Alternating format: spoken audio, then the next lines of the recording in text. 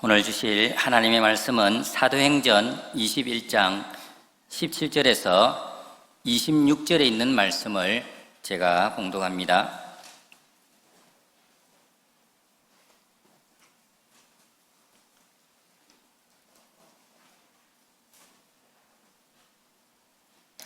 하나님의 말씀입니다. 예루살렘에 이르니 형제들이 우리를 기꺼이 영접하거늘 그 이튿날 바울이 우리와 함께 야고보에게로 들어가니 장로들도 다 있더라. 바울이 문안하고 하나님이 자기의 사역으로 말미암아 이방 가운데서 하신 일을 낱낱이 말하니 그들이 듣고 하나님께 영광을 돌리고 바울들어 이르되 형제여 그대도 보는 바에 유대인 중에 믿는 자 수만 명이 있으니 다 율법의 열성을 가진 자라.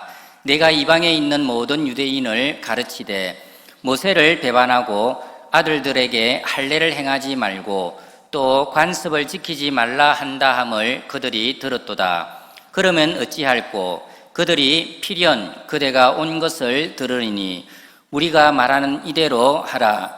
서운한 네 사람이 우리에게 있으니 그들을 데리고 함께 겔례를 행하고 그들을 위하여 비용을 내어 머리를 깎게 하라. 그러면 모든 사람이 그대에 대하여 들은 것이 사실이 아니고 그대도 율법을 지켜 행하는 줄로 알 것이라.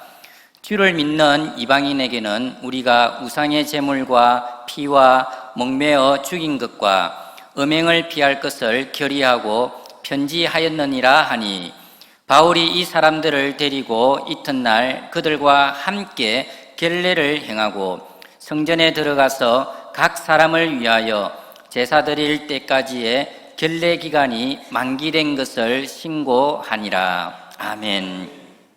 할렐루야. 살면서 사람들로부터 오해를 받을 때가 있지 않습니까? 왠지 내가 잘못한 것도 아닌데 자꾸 사람들이 나를 안 좋게 생각하고 그게 아닌데 왜 그렇게 생각하지? 또 좀 해명을 하려고 하는데 이게 잘 해명이 안 되고 오히려 더 일이 꼬이고 갈등이 생기는 그런 힘든 일들 여러분 겪어보신 적 있으실 것입니다. 근데 이게 그냥 단순히 세상 사람들이 아니라 나를 오해하는 사람이 다름 아닌 교회 식구면 그러면요 믿음도 흔들립니다. 막 신앙 자체가, 교회도 가기 싫고 막 신앙 자체가 흔들리는 그런 경험을 할 때가 있는 것입니다. 사실 우리가 어려운 일을 많이 겪지만 특히나 이 마음고생, 그러니까 사람들과의 갈등 속에서 마음고생을 하면요 진짜 사람이 확 늙어버리는, 그래서 갑자기 얼굴이 너무 막 주름살이 너무 많아지고 막 흰머리가 더 많아지고 목사님 머리가 다 빠져버렸어요 이러면은 이거는 이제 심한 갈등이 있는 것입니다. 그러니까 사람이 이제 이게 갈등이 심해지면 그러면은 몸에 확 반응이 찾아옵니다. 그러니까 사실 생각해보면 사람과 사람 사이의 어떤 오해나 갈등은 진짜 우리에게 정말 힘든 거란 말이에요. 참 이게 너무 힘들고 또 그래서 풀어보려고 애를 써도 잘 안 풀리는 그런 경우가 많은데요. 오늘 본문에 보면 사도 바울이 지금 그런 오해를 받고 있습니다. 유대에 있는 그리스도인들, 예루살렘에 있는 유대인 그리스도인들, 이 사람들이 이방인들을 대상으로 사역하는 바울에 대해서 헛소문을 듣고 지금 막 바울에 대해서 오해를 하는 것입니다. 바울이 정말 잘못했다면 사과하고 뉘우치고 그러면 해결이 되겠지만 이 오해를 해가지고 지금 막 갈등이 생기는 이런 상황이 됐단 말이죠. 그랬을 때 이 예루살렘 교회 지도자들 그리고 바울을 비롯한 이방인 교회 지도자들이 이 오해를 풀고 갈등을 해결하고 그러면서 교회를 하나로 만들어 나가는 그런 과정이 오늘 우리가 읽은 이 본문에 아주 자세하게 기록이 되어 있습니다. 저는 오늘 여러분들과 함께 이 본문을 살펴보면서 우리도 오해를 받을 때가 있잖아요. 또 우리도 막 갈등이 생길 때가 있잖아요. 이럴 때 이 오해와 갈등을 극복하고 하나가 되려면 우리가 정말 이 오해를 잘 극복하고 관계가 나빠지지 않고 관계가 깨지지 않고 관계를 잘 봉합해서 회복하려면 우리가 어떻게 해야 되는지를 한번 생각해 보도록 하겠습니다.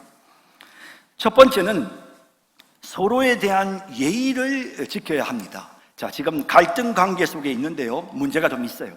그럼에도 불구하고 오늘 지금 이 예루살렘 교회의 지도자들, 그리고 바울을 비롯한 이방교회 지도자들이 서로 함께 대면하는 모습이 본문에 기록되어 있는데, 딱 첫 느낌이 어떠냐면 정말 예의를 갖추는, 최선을 다해서 환대하는, 환영하는 그런 어떤 모습을 본문이 우리에게 보여줍니다. 자, 한번 보실까요? 본문 17절에서 19절에 보면 예루살렘에 이르니 형제들이 우리를 기꺼이 영접하거늘 그 이튿날 바울이 우리와 함께 야고보에게로 들어가니 장로들도 다 있더라. 바울이 무난하고 하나님이 자기의 사역으로 말미암아 이방 가운데서 하신 일을 낱낱이 말하니. 여러분, 기꺼이 영접한다는 게 무슨 뜻이냐면 정말 기쁨으로 받아들인다라는 뜻입니다. 그냥 형식적으로 그냥 오셨어요?가 아니고 정말 기쁨으로 바울과 그리고 또 함께한 이 바울의 동력자들은 사실 이방 교회의 지도자들입니다. 그러니까 이 이방인 교회의 지도자들과 바울을 지금 야고보를 비롯한, 이 야고보는 예수님의 동생 야고보입니다. 지금 베드로와 요한은 다른 지역으로 가 있고 지금 예수님의 동생 야고보가 이 예루살렘 교회의 실제적인 책임자입니다. 그리고 그 교회 장로들이요, 다 같이 나와서 정말 기꺼이 지금 바울 일행을 기쁨으로 영접합니다.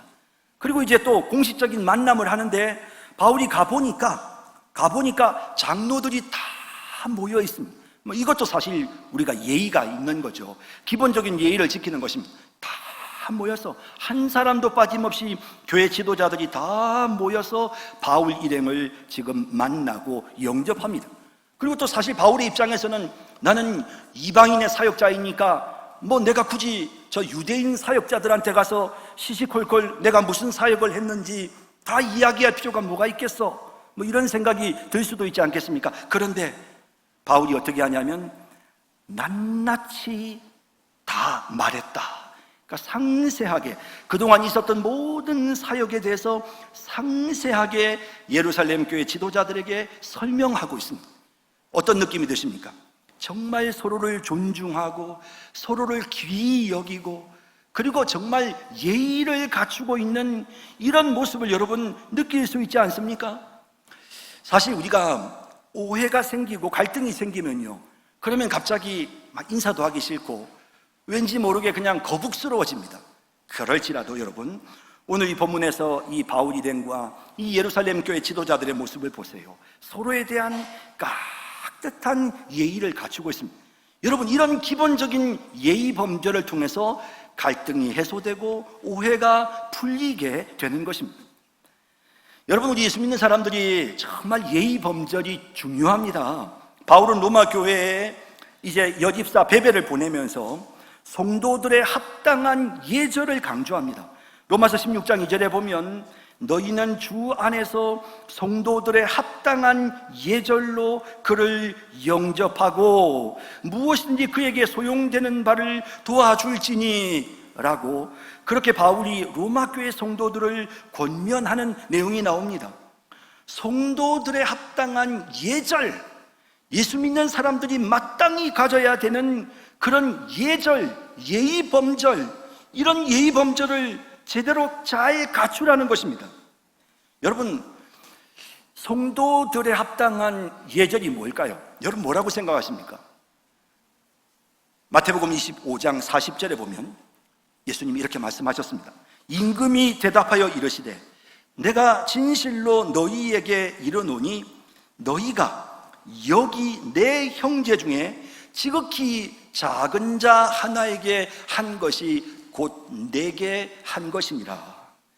성도의 합당한 예절은 사람들을 대할 때 예수님처럼 주님처럼 섬기는 것입니다. 예수님이 오셨다, 주님이 오셨다, 저분이 예수님이시다, 그런 마음을 가지고 우리가 깍듯이 예의를 갖추는 것입니다. 그것이 성도의 합당한 예절입니다. 자, 성도 여러분, 우리가 오해를 받기도 하고 때로는 갈등이 생기기도 하고 우리 인생 만사가 그렇습니다. 이런 일이 생길 때 화가 치밀어 오르고 감정이 움직이면 갑자기 우리도 모르게 무례해집니다. 막 예의고 뭐고 내가 뭐 잘못했는데 잘잘못을 따지기 시작하면서 사람이 무례해지기 쉽습니다. 자, 여러분, 오늘 본문의 이 교회 지도자들의 성숙한 모습을 보십시다. 갈등이 있지만, 오해가 있지만, 이런 문제들을 해결하기 위해서 서로가 함께 모였을 때 정말 예의를 갖추고 있는, 깍듯이 서로를 존중하고 있는 이런 모습을 보면서 우리도 좀 예의가 있는 그런 삶을 살아야 되겠습니다. 정말 여러분, 우리 예수 믿는 사람들이 좀 예의가 있어야 됩니다. 서로에 대해서 좀 공손해야 되고요, 말도 함부로 해서는 안 되고요, 자신의 감정도 좀 추스를 수 있어야 되고, 상대의 말을 귀 기울여 들어줘야 되고, 그 상대의 말을 왜곡해서 극단적으로 판단해서도 안 되고요, 조화를 이루고 그 사람을 정말 이해하려고 하는 이런 성숙한 모습으로 여러분 진정으로 존중하는 마음으로 대하는 것, 그것이 오해를 받고 갈등이 생길 때 그 문제를 오히려 해결할 수 있는 방법이 되는 것입니다.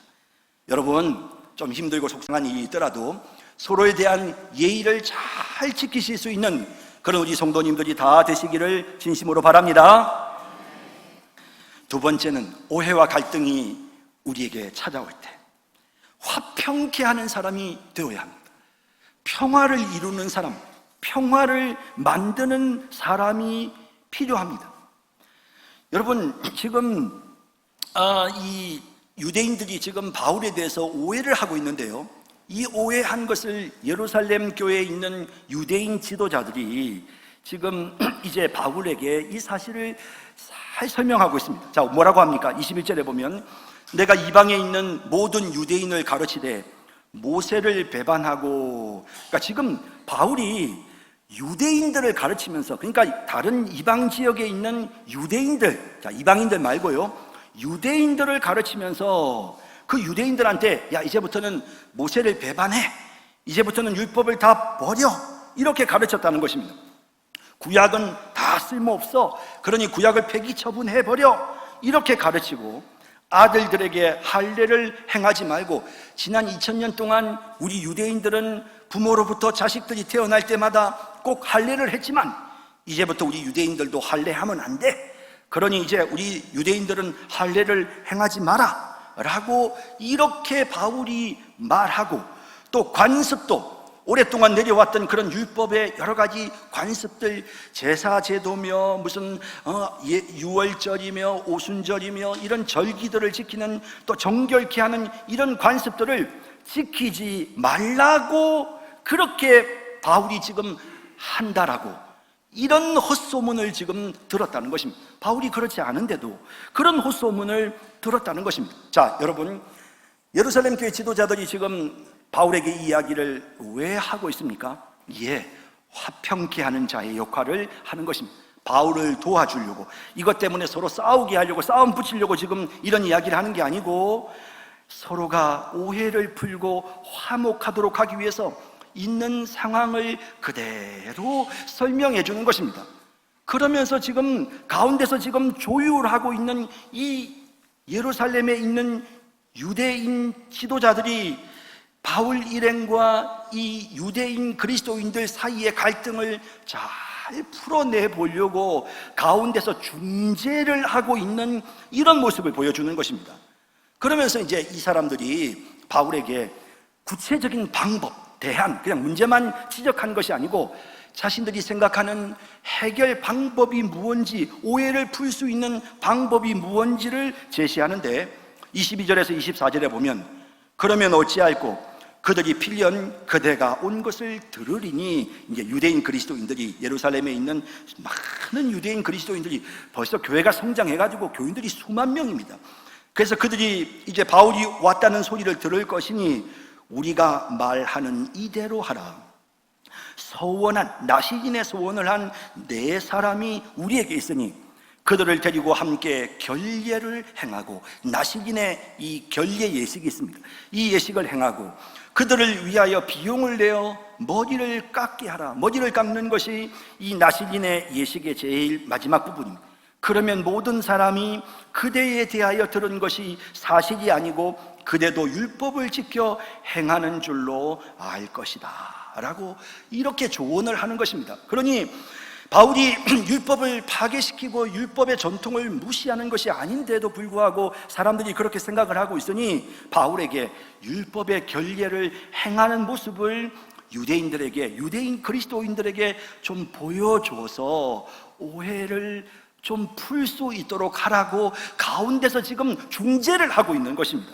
여러분 아시겠죠? 지금 이 지도자들이 지금 어떤 역할을 하는지 이해가 되시죠? 화목하게, 화평하게, 서로 조화롭게 되도록 하기 위해서 가운데에 개입해서 지금 좋은 방향으로 지금 중재를 해나가고 있는 것입니다. 원래 교회 결정이 어땠냐면요, 고린도전서 7장 17절에서 20절에 보면 이렇게 되어 있습니다. 오직 주께서 각 사람에게 나누어 주신 대로 하나님이 각 사람을 부르신 그대로 행하라. 내가 모든 교회에서 이와 같이 명하노라. 할례자로서 부르심을 받은 자가 있느냐? 무할례자가 되지 말며. 이 말은 어차피 유대인으로 태어나서 유대인의 관례대로 살아왔다면 예수를 믿는다고 해서 갑자기 유대 전통을 버리지 말고 그냥 유대인의 전통을 계속해서 이어가라라는 것입니다. 또요, 무할례자로 부르심을 받은 자가 있느냐? 할례를 받지 말라. 이건 무슨 말입니까? 이방인의 경우에는 굳이 유대인의 전통대로 할 필요가 없다는 것입니다. 굳이 유대인의 전통을 따라서 유대인들처럼 예식을 할 필요가 없다는 것입니다. 그러면서 할례를 받지 말라. 할례 받는 것도 아무것도 아니요, 할례 받지 아니하는 것도 아무것도 아니로되 오직 하나님의 계명을 지킬 따름이니라. 각 사람은 부르심을 받은 그 부르심 그대로 지내라 라고 이렇게 이미 교회가 결정을 해둔 상황입니다.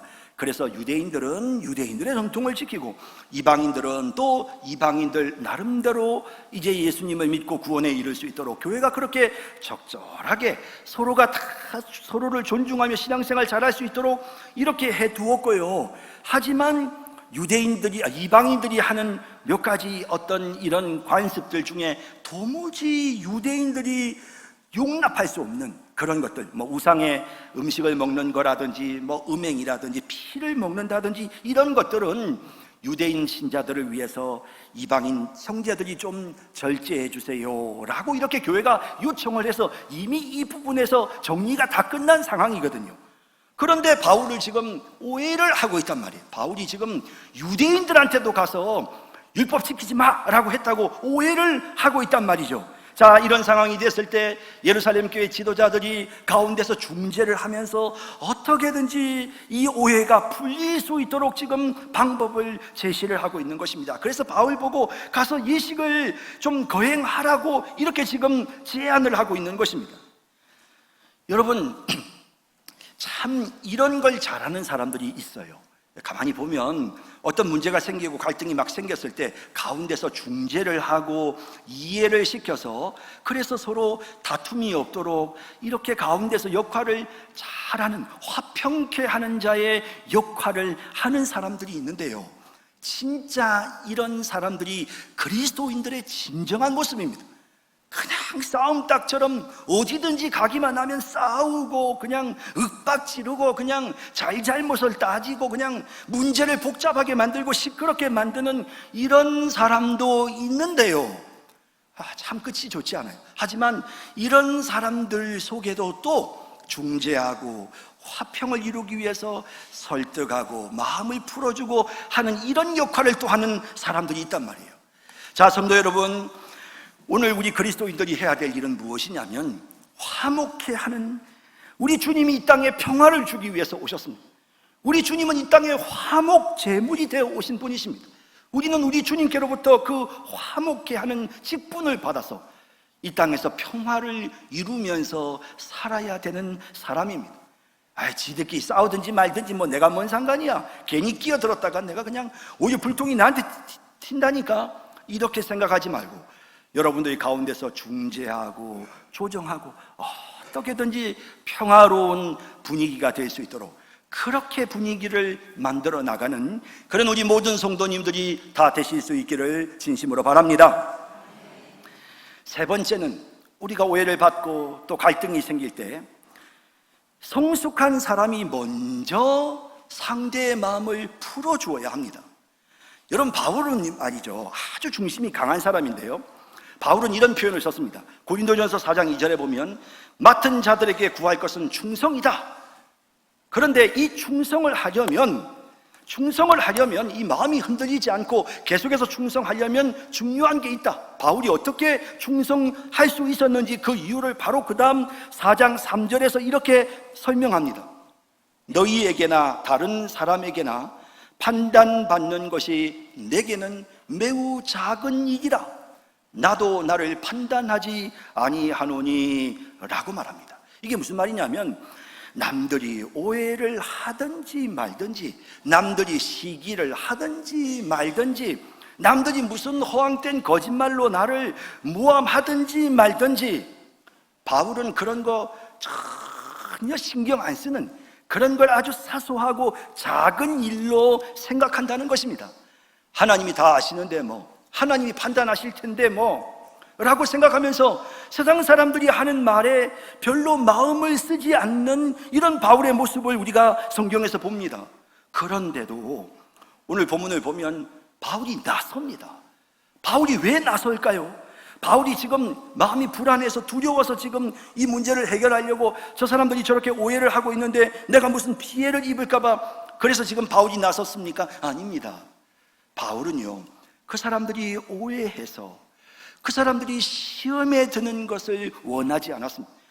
믿음의 형제들이 나 때문에 상처를 받고 나 때문에 오해를 해서 시험에 드는 것을 바울이 원하지 않았습니다. 그래서 적극적으로 나섭니다. 그리고는 이 사람들의 오해를 풀어주기 위해서 노력을 하는데요, 어떻게 노력합니까? 26절에 보면 바울이 이 네 사람, 이 유대 지도자들이 추천한 네 사람을 데리고, 나시긴의 소원을 하는 네 사람을 데리고 이튿날 그들과 함께 결례를 행하고 성전에 들어가서 각 사람을 위하여 제사 드릴 때까지의 결례 기간이 만기된 것을 신고하니라.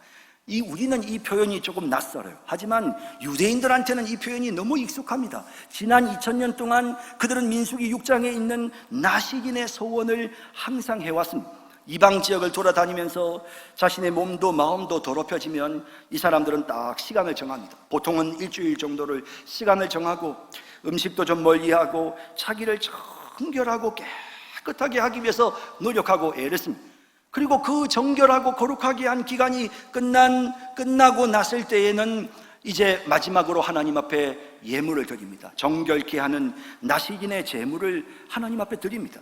그러면서 그 제물을 하나님 앞에 불태워 드릴 때 자신의 이 더럽혀진 이 세상의 죄악에 물든 자신의 머리카락을 깎습니다. 그래서 그 깎은 머리카락을 같이 제물과 함께 불태웁니다. 그리고 불태우고 난 다음에 제사장에게 신고합니다. 제가 하나님 앞에 작정한 정결의 기간을 다 마쳤기 때문에 방금 제물을 드리고 제 머리털을 깎았습니다. 그러면 제사장이 그에게 정결케 됨을 선언하는 이런 예식이 지난 2000년 동안 계속되어 왔습니다. 그래서 자연스럽게 지금 바울이 그 예식을 실행에 옮기고 있습니다. 이게 바울이 지금 쇼를 하는 것이 아닙니다. 왜냐하면 이미 바울은 갱그레아에서도 자신이 스스로 머리를 깎았던 적이 있습니다. 그는 자신이 유대인이었기 때문에 기꺼이 유대인의 전통을 존중하고 그 유대인의 전통을 따라서 지금 행합니다. 자기 양심상 문제가 없는 것입니다. 이방인들에게 할례를 행하라고 강조하진 않았지만 자기는 유대인이었기 때문에 유대인의 결례를 지금 자신이 행하고 있는 이런 모습들을 통해서 사람들의 오해를 풀어주려고 애쓰고 노력하고 있는 것입니다. 여러분, 갈등이 생겼을 때, 오해가 생겼을 때 누군가는 나서야 됩니다. 누군가는 나서서 솔직하게 이야기를 해야 됩니다. 누가 나서야 될까요? 자, 여러분, 과거에 어떤 대학 교수가 막걸리만도 못한 기독교다라는 말을 했는데 그게 오랫동안 이슈가 돼서 한동안 그런 말을 사람들이 자주 쓰곤 했습니다. 왜 기독교가 막걸리보다 못합니까?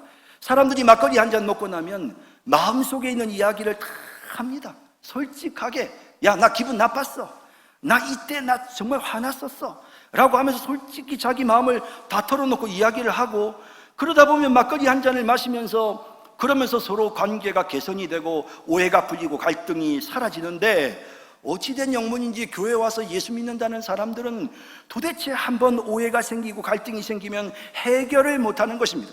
그러니 막걸리만도 못한 기독교다라는 말이 나올 만도 한 것입니다. 문제는 우리 예수 믿는 사람들이 너무 이렇게 마음을 털어놓지를 못해요. 솔직하게 다가가서 그냥 내가 왜 그랬는지, 그때 내 마음이 어땠는지 솔직하게 말하면 되는 것이죠. 여러분, 사람이요, 그렇게 나쁜 사람도 없고 그렇게 좋은 사람도 없습니다. 보면 다 허물 없는 사람들이 없고 다 허물이 있고요. 또 그런가 하면 솔직하게 다 내놓고 이야기하면 그 이야기 듣고 이해해 줄 수 있는, 그래, 그 말도 일리가 있네, 내가 좀 오해를 했구만, 이러면서 이해해 줄 수 있는 마음도 사람들이 다 갖고 있는 겁니다. 그런데 문제는 마음을 열고 누군가 다가가야 되는데 다가가지를 못하니까 계속해서 갈등 관계가 심해지는 것입니다. 자, 여러분, 누가 먼저 다가가야 될까요? 제가 여러분들에게 분명히 말씀드립니다. 어른이 먼저 다가가야 됩니다. 근데 제가 말씀드리는 이 어른은 나이 많은 어른을 의미하는 것이 아닙니다. 성숙한 사람, 인격적으로 더 성숙한 사람이 먼저 다가가야 합니다. 그래서 솔직하게 왜 이런 오해가 생기게 됐는지, 왜 이런 갈등이 생기게 되었는지를 솔직하게 이야기하는 것입니다. 여러분, 이런 과정들을 통해서 손 내밀면, 오늘 바울이 이렇게 나아가서 상대의 마음을 풀어주기 위해서 바울이 먼저 나섰던 것처럼 인격적으로 성숙한 여러분이 내가 뭐 잘못한 게 없는데 내가 왜 먼저 말을 해, 그렇게 생각하지 마세요. 아니, 내가 나이도 내가 더 많은데 젊은 사람이 와서 사과를 해야지, 내가 먼저 말할 필요가 있어. 아니요, 그렇게 말씀하지 마세요.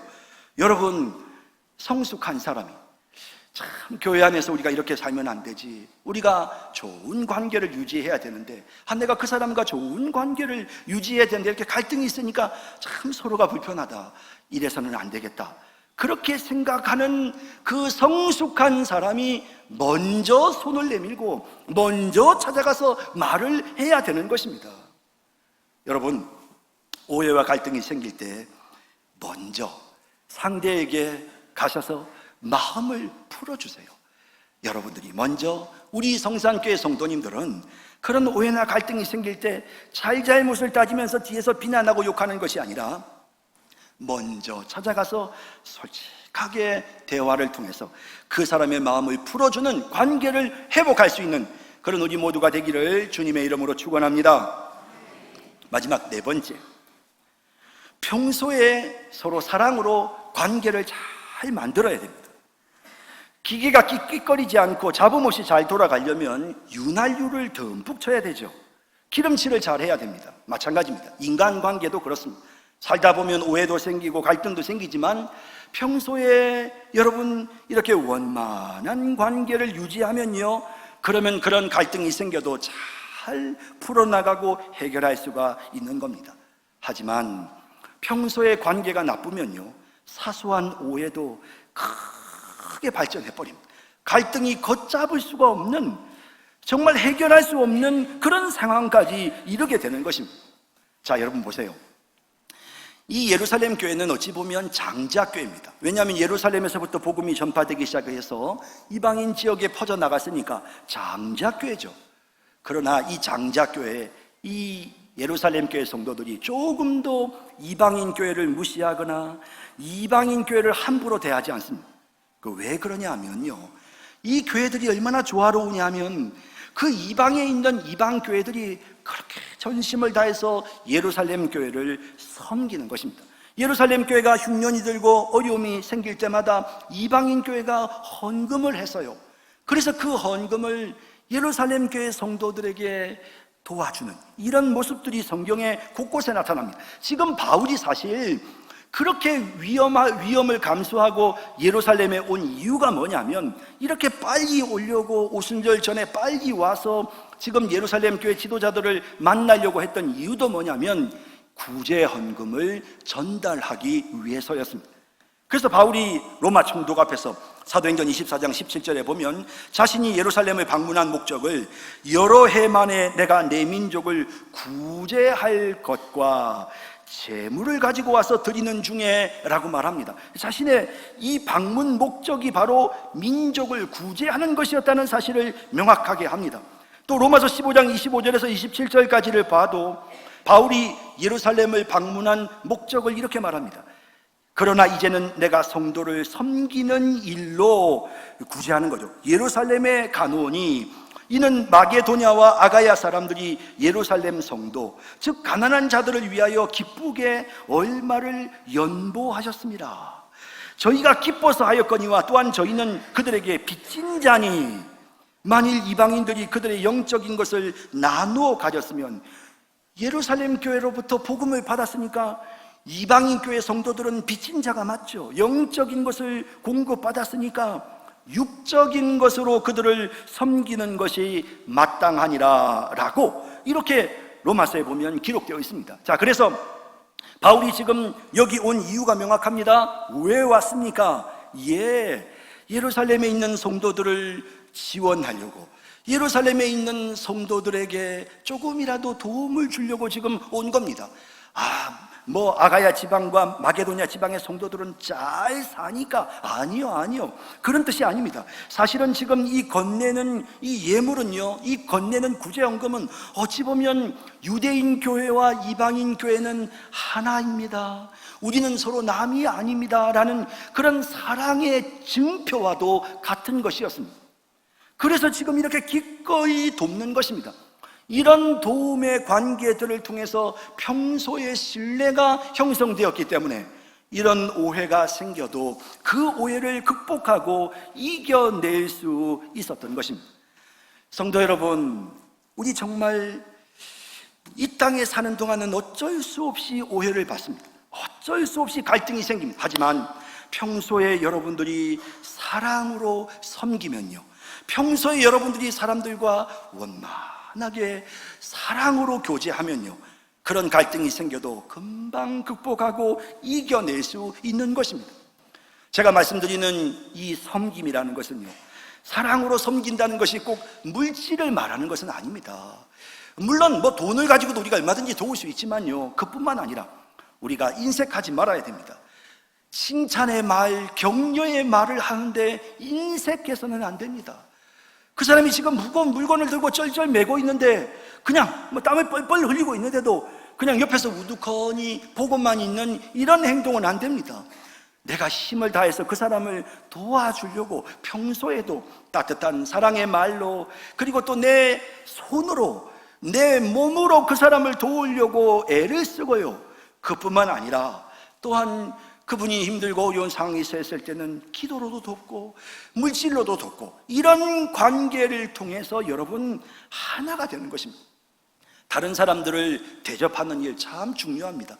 여러분, 대접하는 사람이 잘 되는 것은요, 이건 만고불변의 진리입니다. 여러분, 우리가 사람들을, 우리의 삶을 한번 보세요. 잘 섬기고 잘 대접하는 사람, 하나님께서 잘 되게 복을 주십니다. 자, 여러분, 오늘 우리는 이 본문을 통해서 지금 이 오해와 갈등이 잘 해결되어져 나가는 이 지도자들이 이 문제를 해결하기 위해서 어떻게 지금 조정해 나가는지를 함께 살펴보았습니다. 이런 내용들을 우리가 살펴보면서요, 여러분, 우리가 어떻게 해야 되는지를 마음속에 다짐합니다. 이 세상의 가장 힘든 고난은요, 사실 육체적인 고난도 경제적인 어려움도 아니고 사람들과의 갈등입니다. 내게 참 소중한 그 사람과 갈등이 생기기 시작하면 그게 너무나도 괴롭고 너무나도 힘이 듭니다. 어떻게 하면 이 갈등의 문제를 해결할 수 있습니까? 갈등의 상황이 찾아와도 절대 예의를 지키세요. 여러분, 예의를 꼭 지키세요. 그리고 어떻게든지 평화를 만들려고, 어떻게든지 서로 화해하고 평화롭게 만들기 위해서 노력하세요. 그리고 오해를 풀기 위해서 성숙한 여러분이 먼저 손을 내미세요. 그리고 평소에 사랑으로 섬기세요. 자, 그래서 우리 인생에 때로 갈등과 오해가 생겨도 이 모든 것을 극복하고 이겨내는 원만한 인간관계를 하면서 살아가는 우리 모든 성도님들이 다 되시기를 주님의 이름으로 축원합니다.